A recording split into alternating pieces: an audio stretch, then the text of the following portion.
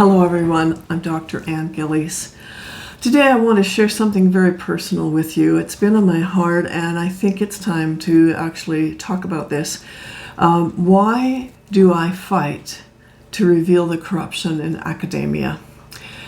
Well, this has been a history in the making for me. I'm going to go back quite a few years, about 48 years actually.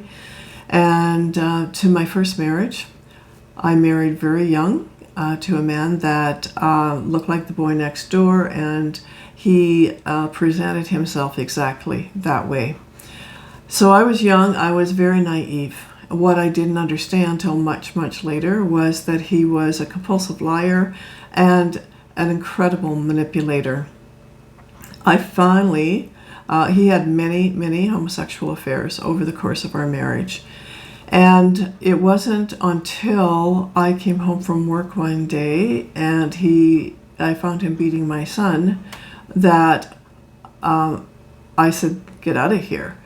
It was the first time I had really seen him do that. What I didn't know, and what I didn't know for many years actually, until I had remarried to a wonderful man, was that my first husband had been sexually and physically abusing my children in my own home for over 14 years. Well, 14 years of marriage. They weren't all that age, but so their whole lives basically. And it started when they were very young. I trusted this man. I trusted this man when I went to work that he would watch the children. I trusted my children with him. They seemed to do well, to get along with him. What I didn't know was all the things they didn't tell me, and they couldn't tell me, because he threatened to kill them or to kill me. So I found all of these things out many years after I had divorced this man. He was a pedophile. It ended up that we went to court with my one son's testimony. The Crown Attorney decided that that was all that was needed. It was so strong, my son's testimony. And so the other two didn't have to testify.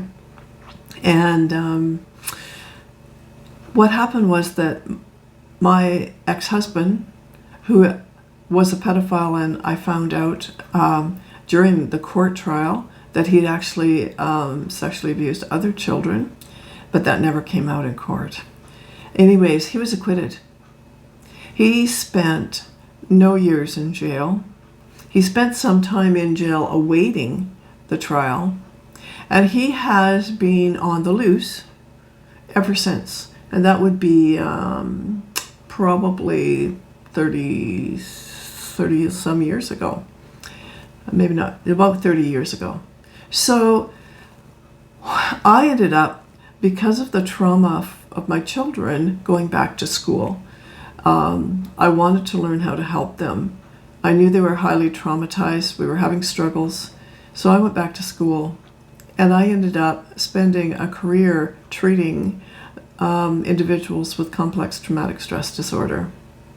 I have a lot of information. I have a lot of experience in the clinical field.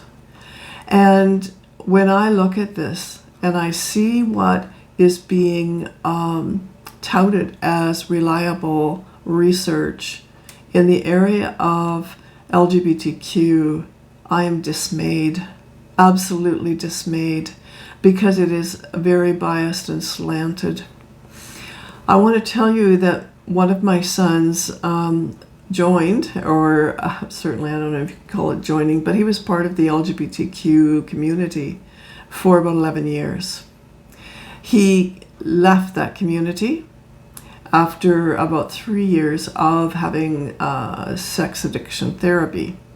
He didn't have therapy, conversion therapy, so to speak. He was dealing with sex addictions.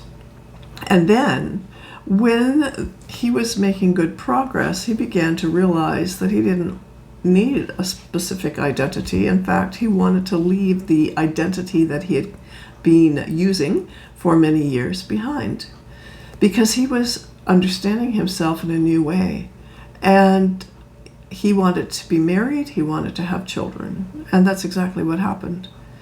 But academia says that these people don't exist, that people can't leave the LGBTQ, and they cannot live heterosexual lives if they are homosexual.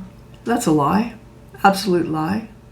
Also, they cover up the reality of abuse, their own abuse, sexual abuse in the past, especially for homosexual men, and the abuse of others, pedophilia within their ranks. And it's higher, and this is something that I will share some statistics in the future, but you need to realize that those who are abused will sometimes grow up to be abusers. And not always, I'm not saying that always is the case, but it turns out to be about 1/3. 1/3 then become activists on the other side and preventing abuse. And then another third are kind of just living their lives. And they often succumb, probably more so to addictions, alcohol, drugs, sexual addictions. Anyways, this is one of the reasons. It is the big reason I fight, like I fight for truth. Because my children matter to me, but your children matter to me. Our grandchildren matter to me. And we need truth in academia, because academia is driving political policies. And the political policies in Canada are going to harm people that need help. That's all I'm going to talk about today, but I am going to share some stories over the next week or two about people who have needed help and didn't get it. It's a crime that individuals who are seeking help are not allowed to get the therapy that they want for their future. And others who are not seeking help are not penalized for their behavior. Please stay tuned, and thanks for listening today.